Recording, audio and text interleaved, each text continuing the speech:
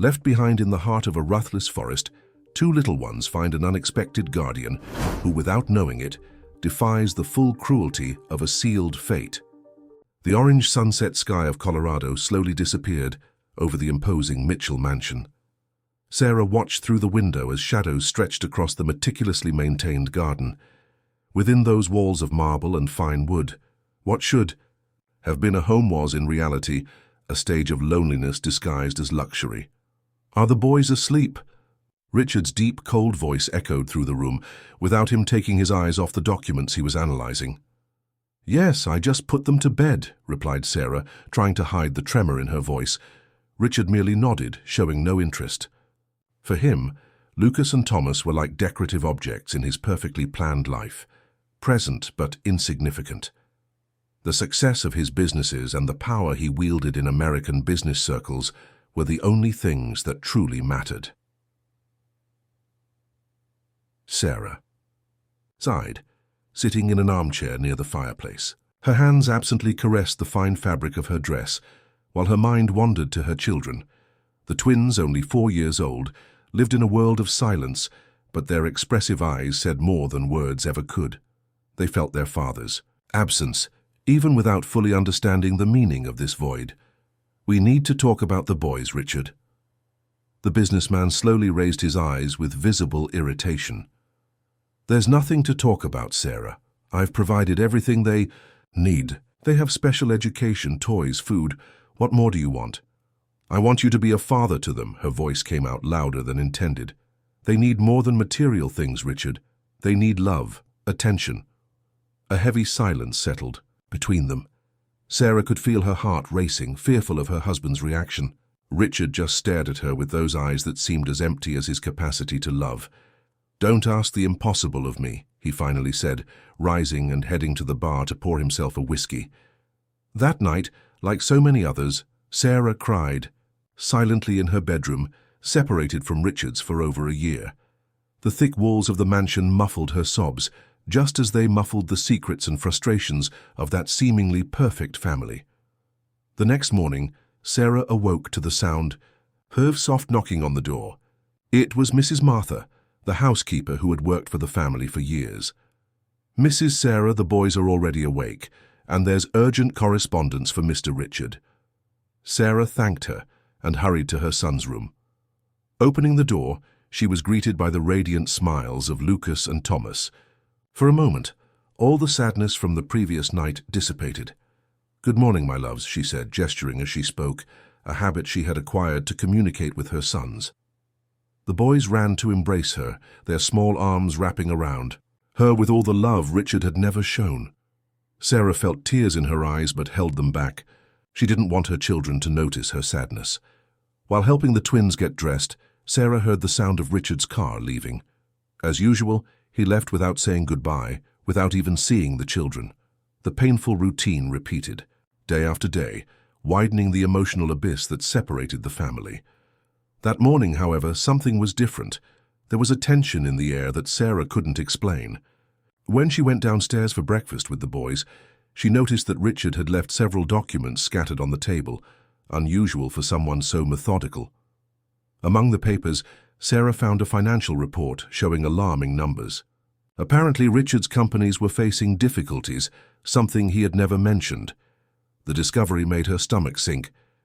If there was one thing Richard valued above all else, it was his financial empire, and now that empire seemed to be threatened.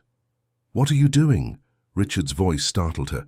He was standing at the dining room door with the darkest expression Sarah had ever seen. "I was just—" she began, but was interrupted by a brusque gesture from her husband. "Don't touch my documents," he advanced, gathering the papers with fury in his eyes.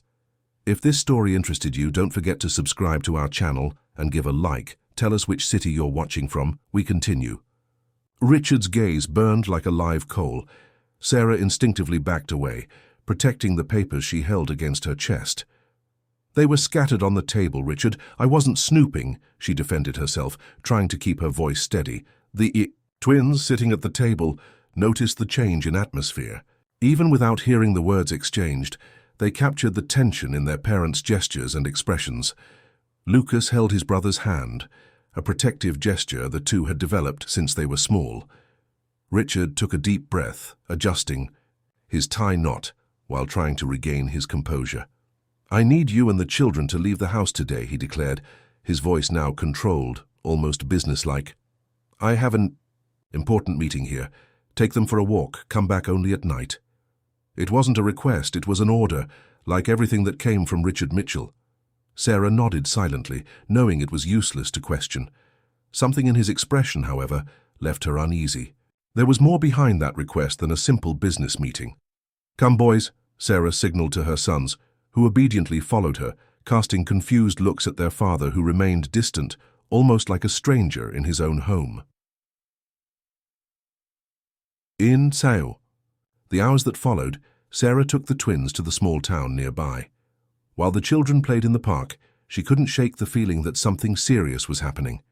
The papers she had seen that morning showed alarming numbers, a sharp decline in Richard's business. "Mrs. Sarah, how nice to run into you." A familiar voice pulled her from her thoughts. It was Mr. Joe, an old rancher, whose land bordered the Mitchell property. "Mr. Joe, what a pleasant surprise," she smiled, genuinely happy to see a friendly face. The man, with sun-marked skin and kind eyes, squatted to greet the twins with a simple gesture he had learned from Sarah. The boys responded with radiant smiles, recognizing their old friend. "These boys are growing strong," commented Joe, the admiration evident in his voice. "And handsome like their mother." Sarah blushed slightly, thanking him for the compliment.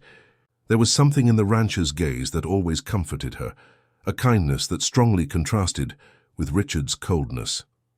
"Any problems, Mrs. Sarah?" he asked, perceptive as always. "You seem worried." She hesitated before responding, uncertain about how much she should share. "Just everyday concerns, Mr. Joe, nothing important." The old man nodded, not seeming convinced but respectful enough not to insist. "If you need anything, you know where to find me," he offered, affectionately patting the twins' heads before saying goodbye. When the sun began to set, Sarah gathered the boys to return home. As she drove along the winding road that cut through the countryside, she couldn't help but notice unusual activity on the property. Several cars were parked in front of the mansion, some she had never seen before. Parking discreetly at the back of the house, Sarah led her children through the kitchen entrance, hoping not to interfere with Richard's meeting. Mrs. Martha received them with a worried expression. "The master is with important men in the main room," whispered the housekeeper. He seemed very nervous when they arrived. "Maybe it's better to take the boys straight to their room." Sarah nodded, intrigued by the urgent tone of the woman. As she guided the twins down the hallway, she heard raised voices coming from the living room. One in particular caught her attention. It was Richard, speaking in an almost pleading tone, something she had never imagined hearing from the powerful businessman. "I need more time. I can recover everything. I have guarantees."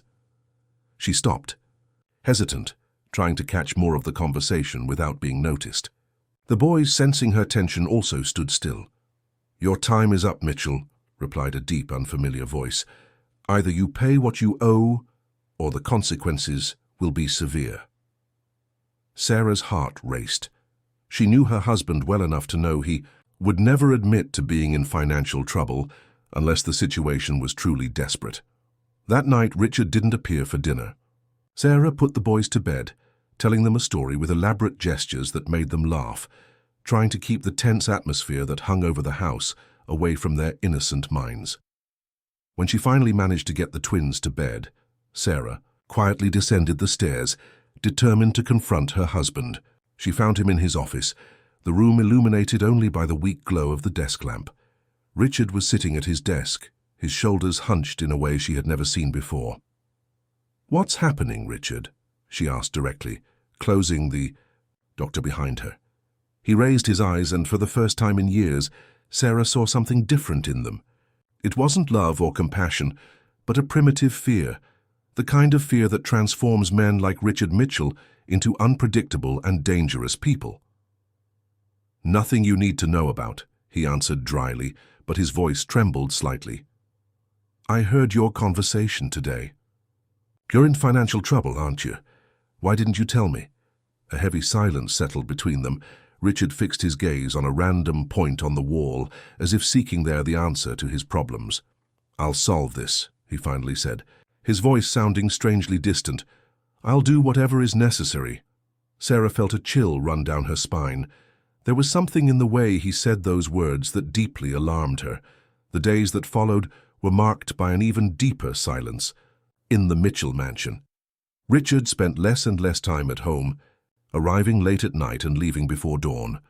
When present, his vacant stare and the constant tension in his shoulders revealed that something serious was coming.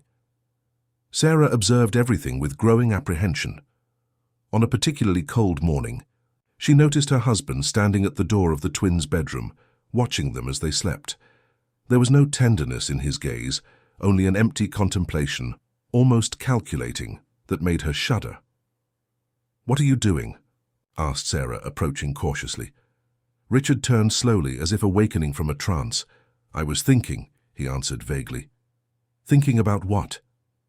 A dense silence settled between them before he answered. "About how things could have been different." Something in the coldness of those words hit Sarah like a physical blow. Before she could question further, Richard quickly moved away, descending the stairs toward his office, where he locked himself in for the rest of the day. At night, when Sarah finally managed to put the twins to bed, she found an envelope on her bed. Inside, an official document with the letterhead of a renowned Swiss bank. It was a joint account in her and Richard's name, with a considerable amount of money. Along with the document, a handwritten note.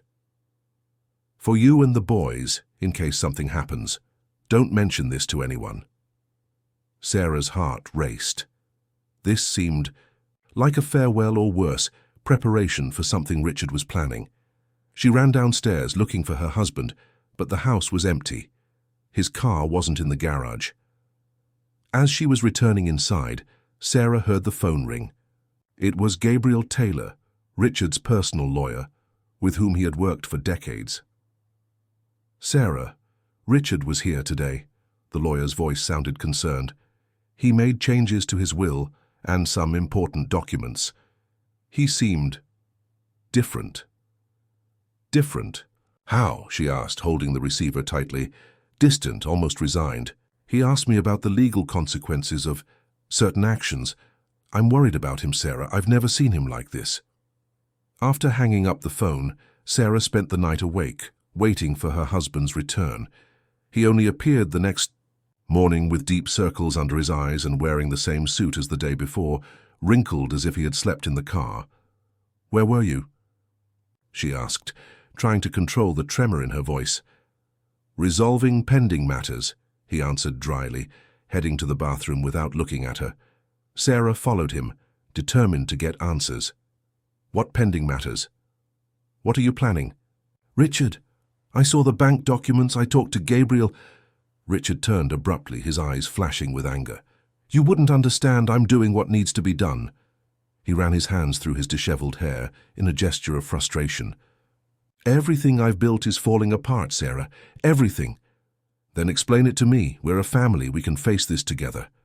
A bitter laugh escaped Richard's lips. "Family? Look at us, Sarah. What kind of family are we? I never wanted this. I never wanted to be a father, especially to children." He stopped abruptly, as if realizing he had gone too far. "To disabled children? Is that what you were going to say?" Sarah's voice trembled with indignation. "Lucas and Thomas are your sons, Richard. Your sons. Sons who can't hear my name, who don't know who I am. Because you never wanted them to know. You never tried to communicate with them, never even learned the basic gestures to say father." Richard recoiled as if hit by an invisible slap. His face, normally composed, now showed a mixture of anger and despair. "It doesn't matter anymore," he said, his voice suddenly controlled. "Soon, none of this will matter." Those words, pronounced with a frightening calmness, made Sarah's blood freeze. Before she could respond, she heard one of the twins crying from the bedroom. Instinctively, she ran to attend to him, leaving Richard alone with his dark thoughts.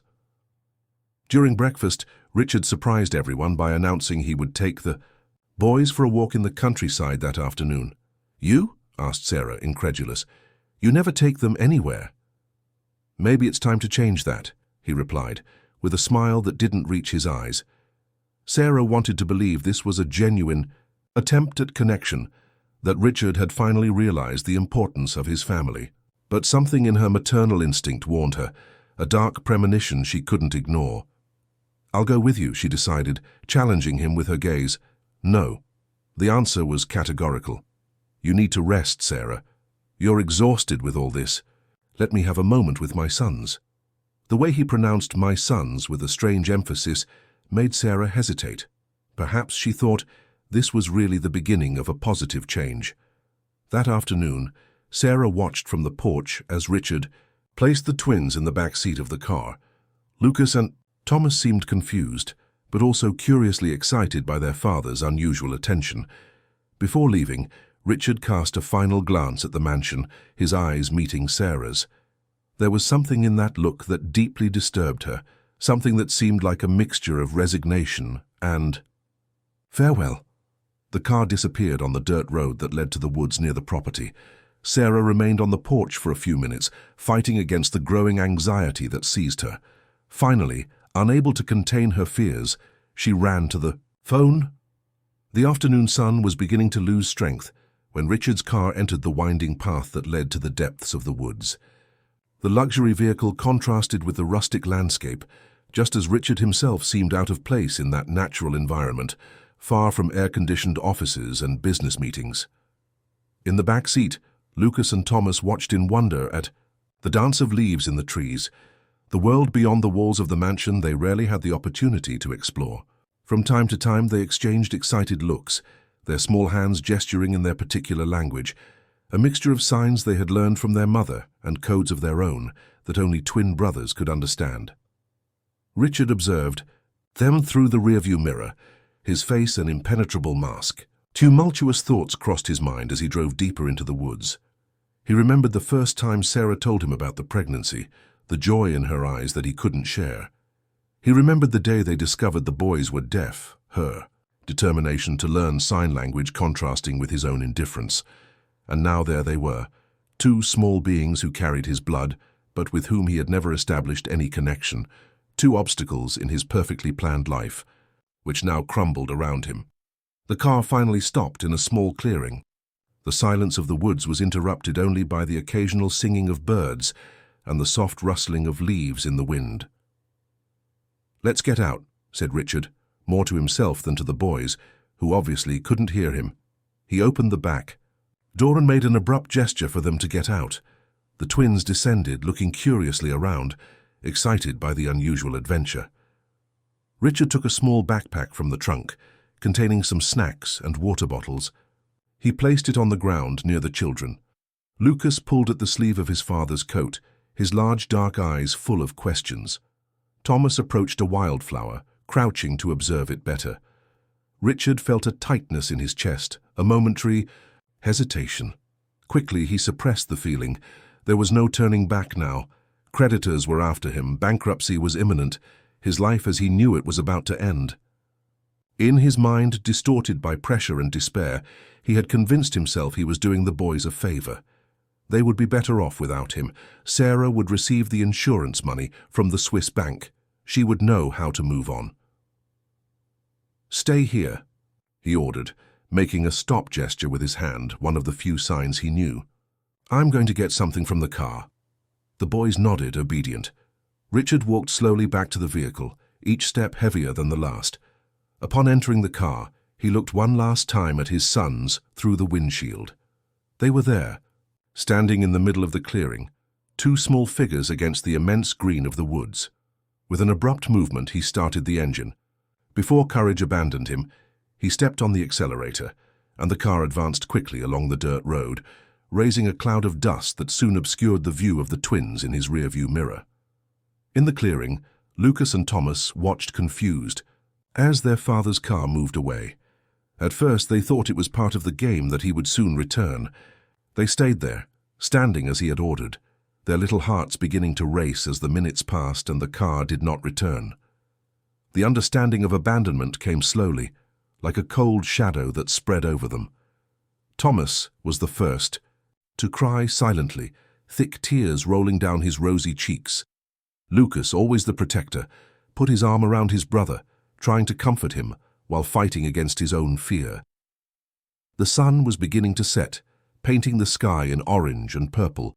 However, the temperature was gradually dropping, and the woods, once charming, became increasingly threatening in the children's eyes. Shadows lengthened, and the distant sounds of animals seemed more intense in the silence of their worlds. Despite their fear, the twins remained where they were, faithfully following their father's order. They sat on the ground close to each other, sharing the warmth of their small bodies as darkness began to envelop them. It was then that they felt the vibration, a rhythmic pulsation in the ground growing stronger. Something was approaching, something big. The boys' wide eyes fixed on the edge of the woods, from where the vibrations seemed to come. Slowly an imposing form emerged among the trees, a wild buffalo, rare in that region, but occasionally spotted in more remote areas. The animal stopped a few meters from the children, its dark, deep eyes fixed on the small humans. There was an ancestral wisdom in that gaze, a presence that strangely calmed the twins instead of frightening them. Lucas and Thomas remained motionless, fascinated by the creature. The buffalo, in turn, seemed equally curious. Slowly, it approached, more its majestic and controlled gait. It stopped a few steps from the children, lowering its head slightly as if greeting them. Thomas, always the more intuitive of the two, hesitantly extended his hand. The buffalo didn't back away. Instead, it approached close enough for the small fingers to touch its moist muzzle. A tremor of excitement ran through the boy's body, and a smile replaced the tears on his face. Lucas, encouraged by his brother's gesture, also extended his hand, feeling the rough texture of the animal's skin. It was warm, alive, comforting. The buffalo remained there like a silent guardian as night fell completely over the woods. The boys, exhausted by the whirlwind of emotions, eventually fell asleep, leaning against each other, with the large animal lying near them, a protective presence against the dangers of the night. Meanwhile, miles away, Mr. Joe was restless on his ranch. A strange sensation had been pursuing him since dusk, an inexplicable call that seemed to come from the woods. After years of living in harmony with nature, he had learned to trust his instincts. Something important was happening, something that required his presence. Without further hesitation, he took his flashlight, put on a heavy coat against the night's cold, and set out toward the woods, guided only by his intuition and the pale glow of the moon that was beginning to rise in the starry sky. If this story interested you, don't forget to subscribe to our channel and give a like. Tell us which city you're watching from. We continue. Sarah walked back and forth in the mansion's living room, her heart tightened by a premonition she couldn't name. The hours had dragged on since Richard left with the boys, and now, with the sky completely dark, her concern was transforming into panic. "They should have been back hours ago, Mrs. Martha," she said, her trembling voice reflecting her state of mind. The housekeeper watched Sarah with understanding eyes, her wrinkled hands holding a cup of tea she had prepared to calm her, but which remained untouched on the table. "Perhaps Mr. Richard decided to take the boys to dinner in town, ma'am," suggested Martha without much conviction. Sarah shook her head negatively. "He wouldn't do that without letting me know. Something is wrong. I can feel it." Determined, she picked up the phone and dialed Richard's cell number for the 10th time that night. As in previous attempts, it went straight to voicemail. Her next call was to his office in the city, but the night security guard informed her that Richard hadn't appeared there all day. "I'm going to look for them," announced Sarah, taking her car keys. "Call the police if I don't come back in 2 hours." Martha tried to dissuade her, arguing about the dangers of driving alone at night on those deserted roads, but Sarah was unyielding. Maternal instinct spoke louder than any fear. As she drove, along the dark road that surrounded the property, Sarah tried to push away the negative thoughts that assailed her. Maybe the car had broken down somewhere remote. Maybe Richard had decided to show the boys the stars, away from the city lights. Maybe... But deep down, she knew something much darker had happened. The changes in Richard's behavior in recent days, The altered will, the Swiss bank account. Everything pointed to a desperate plan, born of the financial despair he had tried to hide. Guided more by intuition than logic, Sarah drove toward the woods. Richard had mentioned a walk in the countryside, and that was the only open area near the property that the boys might appreciate. The dirt road that entered the woods was uneven, making the car shake violently. Sarah reduced her speed, the headlights cutting through the dense darkness between the trees. Each shadow seemed to hide a secret, each noise amplified her anxiety.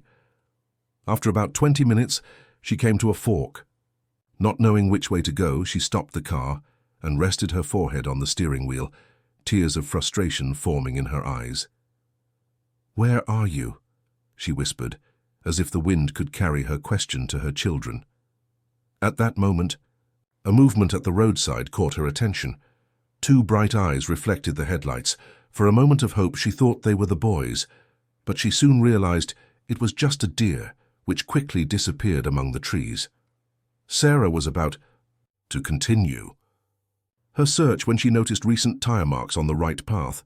Determined, she followed that way, advancing slowly while scrutinizing the surrounding forest. The clearing appeared suddenly, an open space illuminated by moonlight. Sarah stopped the car and got out, calling for her children. Her voice echoed among the trees with no response. The heavy silence of the woods seemed to mock her desperation. It was then that she noticed something on the ground. Approaching, she immediately recognized it. It was the small dinosaur plush that Thomas always carried with him, his inseparable companion. It was dirty with earth, abandoned as if it had fallen from the child's pocket. The sight of the lonely toy in the middle of the clearing was like a physical blow. Sarah fell to her knees, holding the small dinosaur against her chest as tears flowed freely down her face. "What have you done, Richard?" she murmured, her voice choked by the pain and anger that was beginning to replace fear. At that moment, her phone rang, startling her. It was an unknown number. With trembling hands, she answered. "Mrs. Mitchell, this is Sheriff Rodriguez from the Denver Police." Sarah's heart accelerated. "Yes, it's me. Have you found my children?" There was a pause on the other end of the line. "No, ma'am, actually, we're trying to locate your husband, Mr. Richard Mitchell. He was seen at the international airport approximately 3 hours ago, boarding a flight overseas." The sheriff's words fell on Sarah like ice water, confirming her worst fears. Richard had fled, abandoning not only the debts and failed businesses, but also his own children. "My boys," she whispered, barely able to form the words. "He left my children in the woods alone." The sheriff seemed momentarily confused. "What do you mean, ma'am?" Sarah quickly explained the situation, the desperation clear in her voice. The sheriff promised to send search teams immediately and advised Sarah to return home to coordinate operations from there. "I can't leave them," she protested. "They're alone, scared. They're just small children."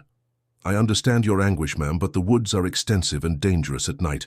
We need trained teams and proper equipment. Please, return home and wait for our arrival." Reluctantly, Sarah agreed. As she drove back to the mansion with the small dinosaur plush on the passenger seat, she felt as if her world was crumbling. How could Richard be capable of something so cruel? How could he abandon his own children, defenseless, in a dark and dangerous woods? Upon arriving home, she found Martha at the door, her face marked with concern. The housekeeper didn't need to hear the words to understand what had happened. Sarah's devastated look and the toy in her hands told the whole story. "Oh, my God," murmured the old lady, embracing Sarah as if she could protect her from the pain that consumed her. As the police were called and search teams organized, Sarah sat on the mansion's porch, her eyes fixed on the darkness of the woods in the distance. In her heart, a silent prayer formed, not only for her children's safety but also for strength to face what lay ahead. And somewhere in the depths of that same woods, Mr. Joe continued his search, guided by an inexplicable intuition and the weak light of his flashlight, not knowing he was about to find something that would forever change the destiny of many lives. The full moon poured its silvery light over the woods, creating a play of shadows among the trees. Mr. Joe advanced. With firm steps, despite his 65 years, guided by something stronger than reason. For more than 4 decades he had lived in that region, developing an almost mystical connection with the land and its secrets. "Something's calling me," he murmured to himself, as his flashlight illuminated the winding path through the dense vegetation. The old rancher knew every inch of those woods. He knew where to find fresh water on dry days, which plants had medicinal properties, and most importantly, he recognized when something was out of place in the delicate balance of nature. That night, the call was stronger than anything he had ever experienced. It wasn't voices or specific sounds, but a deep sensation, a tug at his soul that led him into the interior of the forest. After almost an hour of walking, Joe reached a small clearing. It was then that he saw the scene that would remain etched in his memory forever. 2 small figures asleep huddled against each other, and beside them, majestic and vigilant, an enormous wild buffalo. The old man's heart accelerated. He immediately recognized the children. They were the Mitchell twins. What were they doing there alone in the middle of the night? And more intriguing still, why was the buffalo, an animal normally skittish and territorial, seemingly protecting them? With slow, deliberate movements, Joe approached. The buffalo raised its head, its dark eyes, meeting those of the old rancher.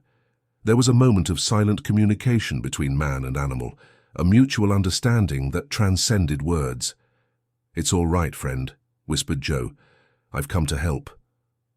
As if understanding, the buffalo backed away a few steps, still alert, but allowing the man to approach the children. Joe knelt beside the twins. They were trembling with cold, despite having their coats buttoned up to the neck. Their faces, even in sleep, bore marks of dried tears. "Boys," he called gently, touching their shoulders with care. Lucas was the first to wake, startled by the contact. His wide eyes showed first fear, then recognition upon seeing the familiar face of the old neighbor. Quickly, he nudged his brother, who also woke confused and frightened. Joe knew the boys couldn't hear him, so he resorted to the few signs he had learned from Sarah over the years. He gestured that he was there to help them, that everything would be all right. The twins looked around as if searching for something or someone. Lucas made a gesture that Joe recognized as father, followed by a questioning expression. The old man's heart tightened. What had Richard done? Abandoned his own children in the middle of the woods. Indignation burned in his chest, but he controlled it. The most important thing now was to take the children to a safe place. Joe extended his arms, inviting the boys to stand up. They hesitated briefly, looking at the buffalo that remained nearby, watching attentively. Thomas made a farewell gesture to the animal, which moved its head as if responding. The rancher took them both by the hand and began to guide them back along the path he had traveled. Every few steps he looked back, half expecting the buffalo to follow them. To his surprise, the animal really did accompany them, maintaining a respectful but constant distance, like a silent guardian. The return journey was slow. The boys were exhausted, and Joe needed to adapt his pace to their speed. Occasionally, he stopped to offer them water from his canteen and cookies he always carried on his walks through the woods. As they advanced, Joe couldn't help but think of Sarah. He imagined her desperation, searching for her children. He needed to reach a location with cell phone reception to let her know the boys were safe. After what seemed like an eternity, they finally left the woods, reaching close to the main road. Joe noticed, with a mixture of surprise and relief, that the buffalo had stopped at the edge of the forest, as if that were the limit of its domain. Lucas and Thomas also noticed and turned toward the animal. In a spontaneous and moving gesture, both raised their hands in a sign of gratitude that transcended the need for words or sounds. The buffalo remained there for a few seconds, imposing under the moonlight, before slowly turning and disappearing. Among the trees, Joe got a signal on his old worn cell phone. With fingers trembling from emotion and cold, he dialed the number of the Mitchell mansion. It was Martha who answered, her voice laden with anxiety. "Martha, this is Joe. I found the boys. They're with me, safe and sound." A sob of relief sounded from the other end of the line. "Thank God, Sarah is desperate. There are search teams everywhere. Let them know we're on the main road near the creek crossing. Come pick us up." While they waited, Joe sat on the roadside with the twins. Lucas and Thomas, despite their exhaustion, seemed calmer now, confident in the presence of their old friend. Thomas rested his head on Joe's shoulder, his eyes heavy with sleep. Lucas remained alert, as if standing guard, protecting his brother. Even in that moment of apparent safety, Joe observed the boys with a mixture of tenderness and indignation. How could someone abandon such small and vulnerable children? What had gone through Richard's mind? What kind of desperation or cruelty could motivate such an unthinkable act? It wasn't long before headlights cut through the darkness of the road. A car approached at high speed, braking abruptly a few meters from them. It was Sarah, who jumped out of the vehicle before it even came to a complete stop. "Lucas! Thomas!" The sight of her children, whole and safe, triggered a wave of emotions in Sarah. She ran to them, falling to her knees on the rocky road, embracing them tightly, as if fearing they might disappear again. The boys returned the embrace with equal intensity, finally letting escape the tears they had held back throughout the ordeal. Their small bodies trembled, no longer from cold, but from relief at being in their mother's arms. Sarah raised her tear-filled eyes to Joe, gratitude overflowing in her gaze. How did you find them?" The old rancher smiled softly. "It wasn't me who found them, Sarah. It was something much more powerful that guided me to them." While helping to take the boys to the car, Joe briefly told about the buffalo and how the animal seemed to have protected the children during the night. Sarah listened, initially incredulous, but the excitement of the twins upon seeing Joe describe the animal confirmed the extraordinary story. "And Richard?" Joe finally asked, fearing the answer. Sarah's face hardened, a mixture of pain and anger momentarily replacing the relief. "He fled. The police saw him boarding an international flight. He deliberately abandoned them, Joe. Left my children to be—" Her voice failed, unable to complete the sentence. She didn't need to. Both knew what could have happened if the buffalo and, subsequently, Joe hadn't found the twins on that cold night. 3 days had passed since the rescue of the twins. The Mitchell mansion, previously a place of oppressive silence, now buzzed with activity. Police officers came and went, lawyers met with Sarah in long conferences, and journalists crowded at the gates, eager for details about the unfolding scandal. Sarah observed everything with surprising calmness, finding strength she didn't know she possessed. The boys were safe, that's what mattered. As for the rest, she would face one problem at a time. That. Morning Gabriel Taylor, Richard's personal lawyer, arrived early at the mansion. His normally impassive face showed clear signs of stress. "Sarah, we need to talk," he said as soon as they were left alone in the office. "Things are worse than we imagined." She nodded, preparing herself for another painful revelation. In the eyes-wise last 72 hours, each new piece of information seemed to open a door to an even deeper abyss. "The auditors found evidence of large-scale fraud in Richard's companies," continued Gabriel, opening his briefcase and spreading documents on the table. "He manipulated balance sheets, diverted investor funds, falsified report. We're talking about hundreds of millions." Sarah closed her eyes for a moment, assimilating the information. She wasn't really surprised. The magnitude of Richard's escape suggested a desperation proportional to the size of his crimes. "That explains why he was so desperate to flee," she commented, her voice calm, almost distant. "But it doesn't explain why he abandoned the boys that way." Gabriel hesitated, clearly uncomfortable. "There's one more thing, Sarah. Something we found in his personal safe." The lawyer removed a yellowed document from his briefcase. It was a letter handwritten, addressed to Richard. Sarah took it with slightly trembling fingers and began to read. As she advanced through the lines, her face visibly paled. The letter was from Elizabeth, Richard's mother, written shortly before she died. In it, the woman revealed a secret kept for decades. Richard was not the biological son of the man who had raised him as a father. He had been conceived in a brief extramarital relationship, and his biological father suffered from congenital deafness, a genetic condition that they now knew had been transmitted to the twins. "He knew," murmured Sarah. Her voice choked with emotion. "He knew the boy's condition came from him, not from me." Gabriel nodded gravely. The date on the envelope shows he received this letter shortly after the twins' birth. I believe that's when he started to distance himself even more. The pieces were beginning to fit in Sarah's mind. Richard's coldness, his contempt for his children, his distance, it all made a terrible sense now. He couldn't face in his children the reflection of a truth he despised in himself. He blamed them for something that was his heritage, concluded Sarah, feeling a mixture of pity and revulsion for her ex-husband. Probably. Richard was always obsessed with his public image, with appearing perfect. The idea of having a genetic flaw must have been unbearable for him. Sarah carefully put away the letter. It was a piece of the puzzle that explained a lot, though it justified nothing. Someday, when they were older, perhaps the boys would want to know this part of their story. And what about the future, Gabriel? What happens now? The lawyer sighed heavily. The financial situation is complicated. Creditors are demanding immediate payment of astronomical debts. The company's stocks have plummeted. There are ongoing investigations in several countries.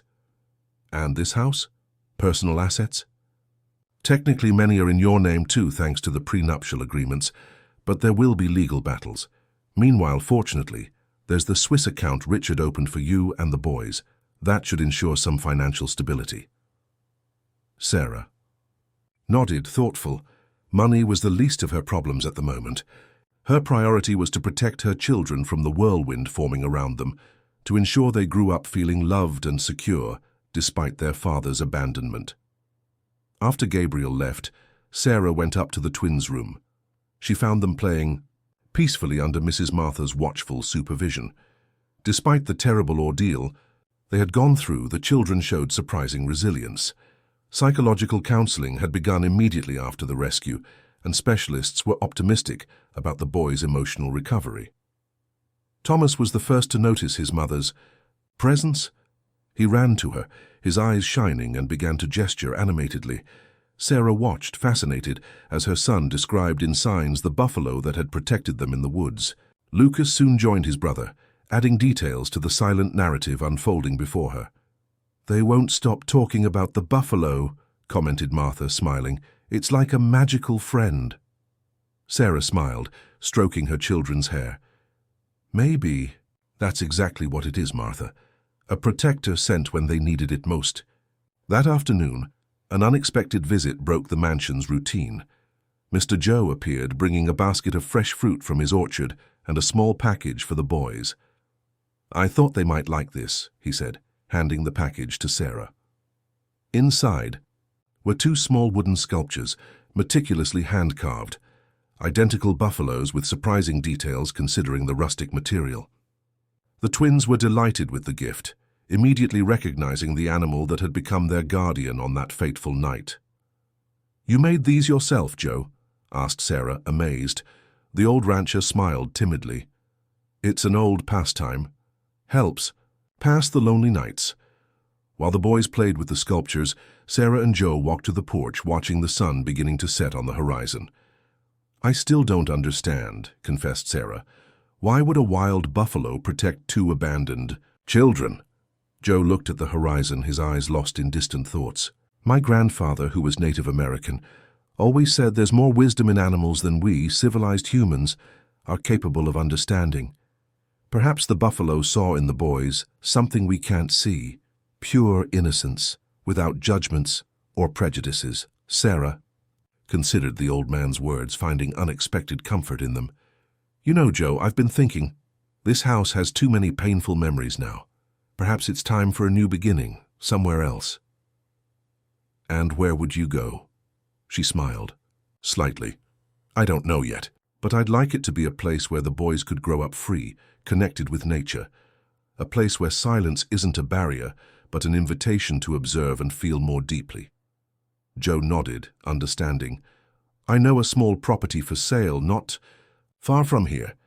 It has a clean creek, fruit trees, and open fields, where you can see the horizon in all directions, and occasionally they say a solitary buffalo wanders there at dawn." Sarah's eyes sparkled with the possibility. A new home, a new beginning, away from the shadows of the past, but close enough to maintain the few valuable connections they had formed there.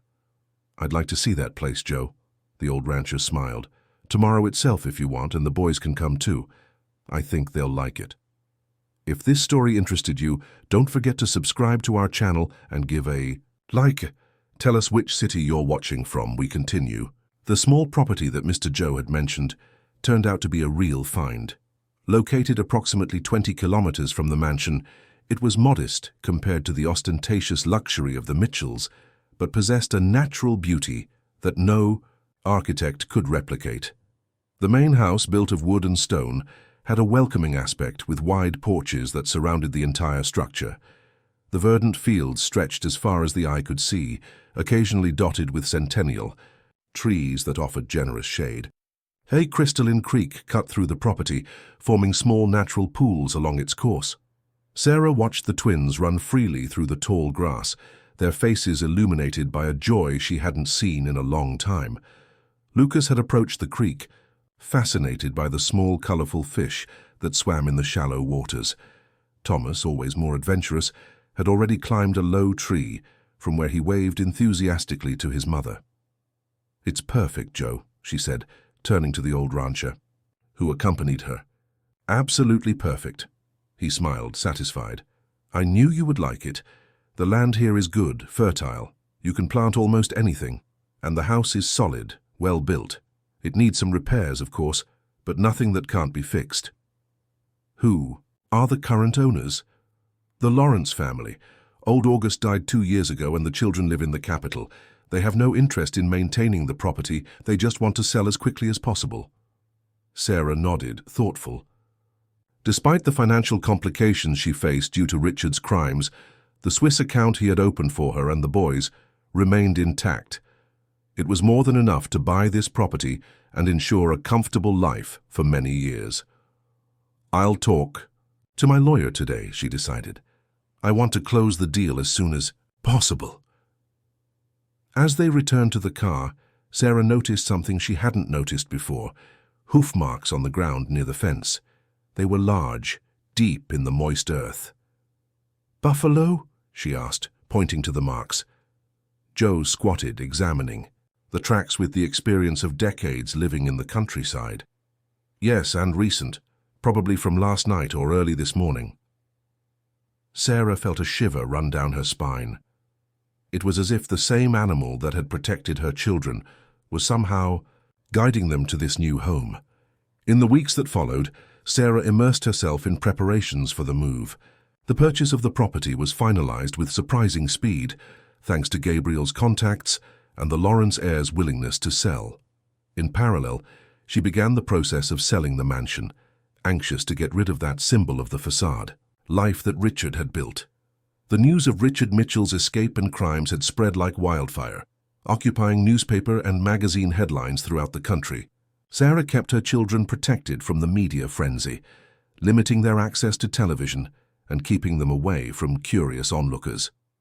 Support came from unexpected places.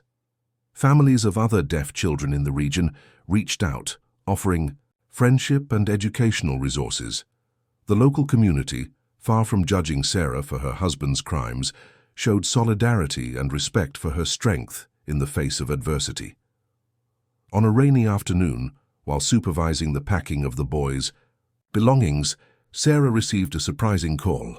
It was a television producer, offering a considerable sum for an exclusive interview about the case. "I'm not interested in exploiting our pain for public entertainment," Sarah responded firmly. "I understand your position, Mrs. Mitchell," insisted the producer. "But think about it. This is your chance to tell your version of the story, to show the world that you and your children are stronger than the circumstances. Plus, the exposure could help other families facing similar situations." Sarah hesitated. There was something in that argument that resonated with her. She didn't want fame or attention, but perhaps she could use the platform for something greater than herself. "I'll think about it," she finally said. "But I have conditions." Sarah's conditions were clear. No explicit mention of the boys' abandonment, total respect for the twins' privacy, and part of the payment would be donated to a foundation that supported children with hearing disabilities. The interview was recorded in the mansion's library, days before the definitive move. Sarah spoke with an eloquence and dignity that surprised even the production team. She didn't mention anger or resentment toward Richard. Instead, she focused on the journey of discovering her own strength and the beauty of starting over. When questioned about the rumors involving a wild buffalo and the rescue of the boys, Sarah smiled softly. There are mysteries in life that don't need to be explained, just accepted with gratitude. The interview aired the following week, generating a wave of national support.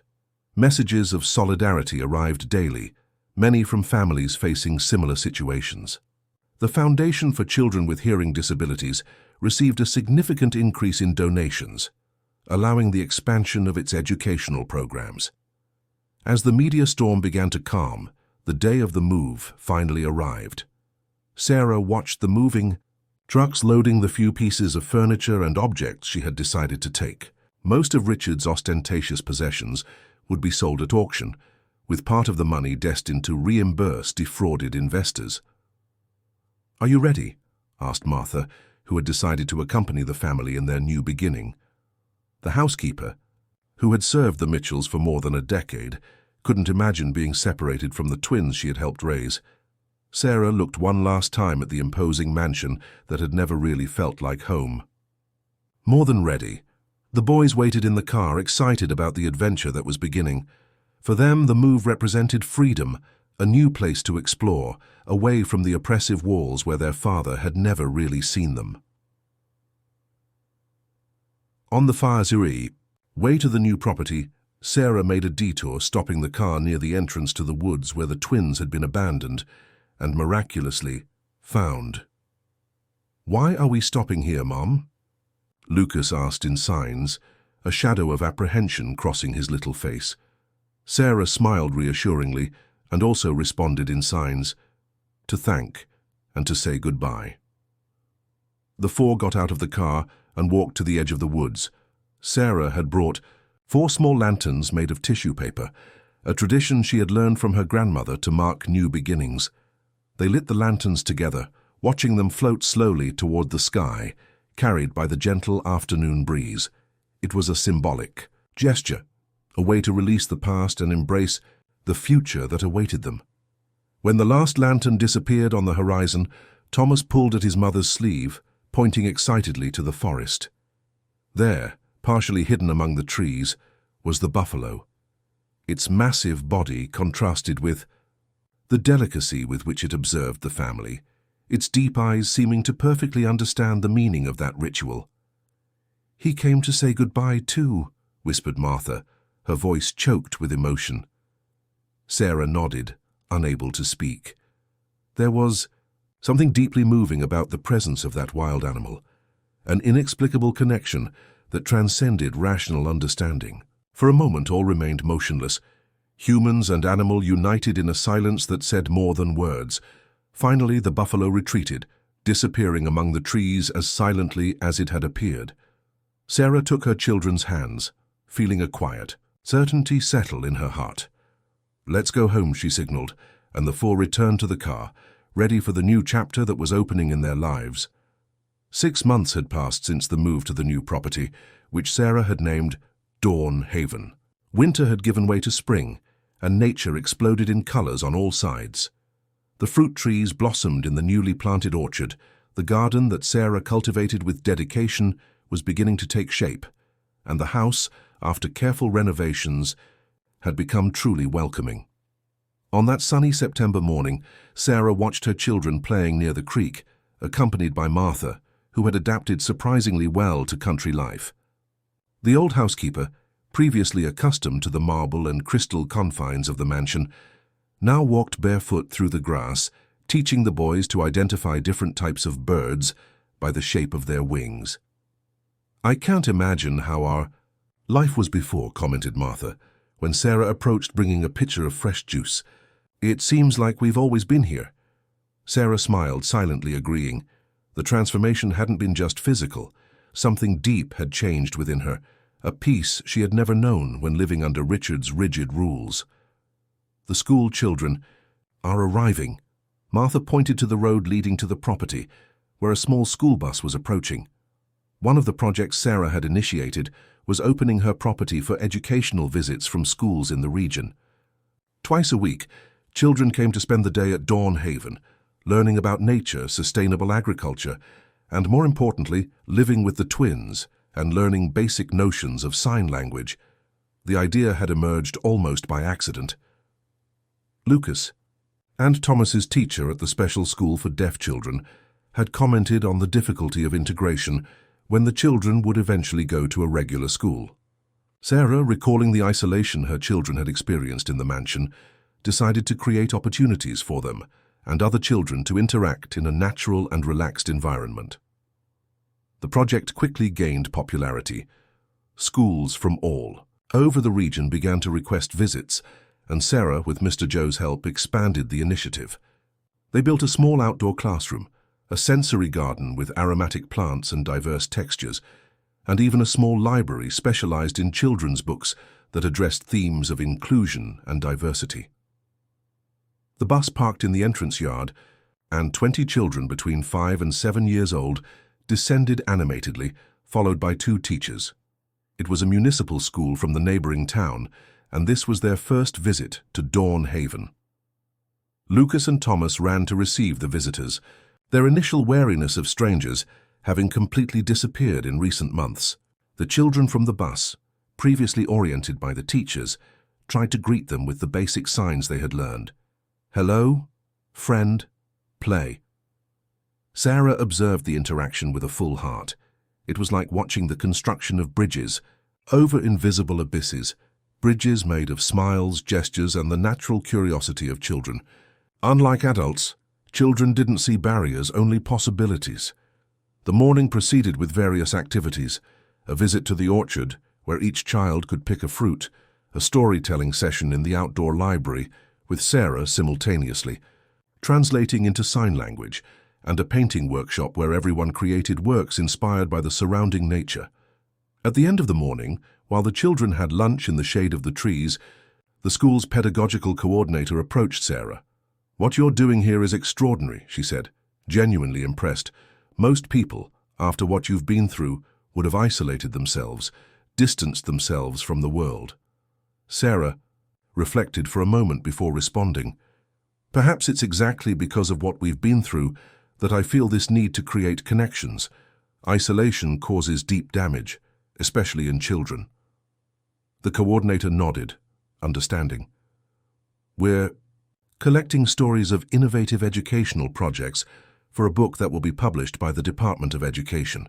I'd like to include your initiative. It would be inspiring for other families facing similar challenges." The proposal caught Sarah by surprise. Although the story of the boy's abandonment had received wide media coverage at the time, she had managed to keep her new life relatively private. Sharing her experiences publicly would require an openness that she wasn't sure she was ready to offer. "May I think about it?" she asked. "Of course. And know that the focus would be on the educational project, not on previous personal events, unless you wish to address that aspect." After the bus's departure, Sarah found herself alone on the porch, contemplating the proposal while watching the sun setting on the horizon. The day had been rewarding, but also emotionally exhausting. A movement at the edge of the field caught her attention. For an instant, she thought she had seen the familiar silhouette of a buffalo, but when she blinked, the image had disappeared. She smiled to herself. Although they had never spotted the animal on the property, Sarah frequently felt its presence, like an invisible guardian accompanying them on their journey. Mr. Joe appeared on the side path, carrying a basket of fresh vegetables from his garden. "I brought some tomatoes and zucchini from my plantation," he announced, climbing the porch steps, "plus a novelty, the deed to the neighboring land." Sarah looked at him, surprised. "You bought the Oliveira land?" Joe nodded, an enigmatic smile on his wrinkled face. "I thought we could expand the project. That land has a perfect area to build an actual school. An inclusive school, where deaf and hearing children could study together, with teachers qualified, in sign language." The idea was audacious, much larger than the current project. Sarah felt a mixture of enthusiasm and apprehension. "Joe, that would be incredible, but It's a huge undertaking. It would require resources, specialized professionals, government approvals. The old rancher smiled more widely. It happens that I mentioned this idea to some influential people. Remember that senator who visited the project last month? He was very impressed. And there are some educational foundations interested in investing. Sarah looked at the man with renewed admiration. Under the appearance of a simple rancher hid a strategic mind and a heart dedicated to causes greater than himself. "Why are you doing this, Joe?" He was silent for a moment, his gaze wandering beyond the horizon. "You know, Sarah, I spent most of my life alone on this piece of land. I never had children of my own, never built a family. When I found your boys that night in the woods, something changed inside me. It was as if the buffalo hadn't just guided me to them, but also them to me." He paused, emotional. "At my age, I don't have much time left. I want to use what remains to leave something meaningful behind." Sarah felt tears in her eyes. She extended her hand, holding that of her old friend with affection. "In that case, let's build this school together." 5 years had passed since that conversation on the porch of Dawn Haven. The dream that had begun as an ambitious idea had materialized into a transformative reality, not only for Sarah and her children, but for the entire community.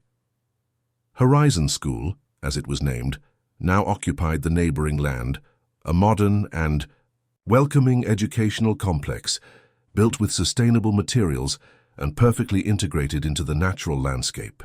Large windows allowed abundant light entry, and the classrooms opened onto carefully planned themed gardens. On that sunny spring morning, Sarah walked through corridors decorated with students' artwork, checking the final preparations for the special ceremony that would take place in a few hours. It was the school's 5th anniversary, coinciding with the graduation of the first elementary class. "Everything's ready in the outdoor area, Sarah," informed Marissa, the young educational. Director Sarah had hired 3 years earlier. "The chairs have been arranged, the sound system has been tested, and the sign language interpreters are positioned." Sarah thanked her with a smile, once again admiring the dedication of the team she had helped build. Horizon School had become a model of inclusive education, attracting national attention, and even visits from foreign educators interested in replicating the project. Lucas and Thomas, now 9 years old, attended the school as regular students. Although they still faced occasional challenges, they had flourished in an environment that celebrated their abilities instead of focusing on their limitations. Lucas had revealed exceptional artistic talent, his expressive paintings capturing complex emotions that transcended the need for words. Thomas, meanwhile, demonstrated a remarkable aptitude for natural sciences, spending hours cataloging plant and insect species found on the property. "Mom!" Thomas appeared running down the hall, his animated gestures communicating urgency. "Mr. Joe is here, and he brought something amazing." Sarah followed, her son to the main courtyard, where she found the old rancher, though old no longer seemed an adequate adjective to describe Joe. Despite his 70 years, he radiated a vitality that many young people would envy. His involvement with the school had given him a new purpose, rejuvenating him in ways no one could have predicted. "Sarah," he called, waving. "Come see what a bee." We discovered. Beside Joe was Lucas, carefully holding what appeared to be a large leather-bound book. "What is it?" asked Sarah, approaching curiously. "A diary," replied Joe, his eyes shining with excitement. "It belonged to my grandfather. We were reorganizing some things in the attic of my house when Lucas found it." The boy gently opened the book, revealing yellowed pages covered with elegant handwriting, accompanied by meticulous drawings. "I didn't know your grandfather kept a diary," commented Sarah, fascinated by the detailed illustrations of local plants, animals, and landscapes. "Neither did I, until today," confessed Joe, "but the most extraordinary thing is what we found in the last pages." Lucas carefully turned almost to the end of the book. There, occupying an entire page, was a drawing of an imposing buffalo, so vividly represented that it seemed about to leap from the paper. Below the illustration was a passage written in a mixture of English and Native American terms. "What does it say?" asked Sarah, feeling a shiver run down her spine. Joe adjusted his glasses and read aloud, translating the terms that Sarah wouldn't understand. Today I saw again the great solitary buffalo. The natives call it the guardian of the valley, a protective spirit that appears only to those who need guidance. They say it guides the lost, protects the vulnerable, and connects souls destined to meet. I tried to approach, but it disappeared into the forest like mist in the sun. I will return tomorrow, hoping to better understand this mystery. Irreverent. Silence settled between them, as they assimilated the words written decades before the incredible encounter in the woods that had forever changed their lives. "The date," pointed Sarah, noticing the numbers written in the corner of the page. "It was written exactly 100 years before the day when." "When I found the boys, yes," completed Joe, his voice choked with emotion. "Exactly 100 years before." The coincidence was almost impossible to believe, and yet it seemed perfectly aligned with the extraordinary journey they had shared. The buffalo wasn't just a wild animal that had casually crossed the twins' path. It was part of an ancient tradition, a spiritual guardian that had waited a century to complete its purpose. "Shall we show it at the ceremony today?" Lucas asked excitedly, his eyes shining with the emotion of the discovery. Sarah exchanged a look with Joe before answering, "Yes, but not to everyone. Some mysteries are too precious to be widely shared. Let's keep it as part of our family history, for those who can truly appreciate its meaning." In the afternoon, the school courtyard was filled with families, educators, and local authorities who came to celebrate the institution's anniversary. Sarah, elegant in a simple blue linen dress, prepared to give her speech as founder. Before climbing onto the small stage set up under the shade of a large tree, she looked at the first row where her children, Martha and Joe, were seated. Her family nucleus built not by blood ties, but by daily choices of love and mutual respect. "5 years ago," she began, her clear voice being simultaneously translated into sign language by an interpreter, "we gathered on this same land, then just an empty field, to lay the cornerstone of Horizon School. Many called us dreamers, some even foolish." A murmur of laughter ran through the audience. "But dreams have the extraordinary power to transform realities when they are nourished by determination and hard work," continued Sarah. "What began as a response to a personal need, a way to ensure my children could have access to a truly inclusive education, has grown beyond any expectation." She paused, her eyes scanning the attentive faces before her.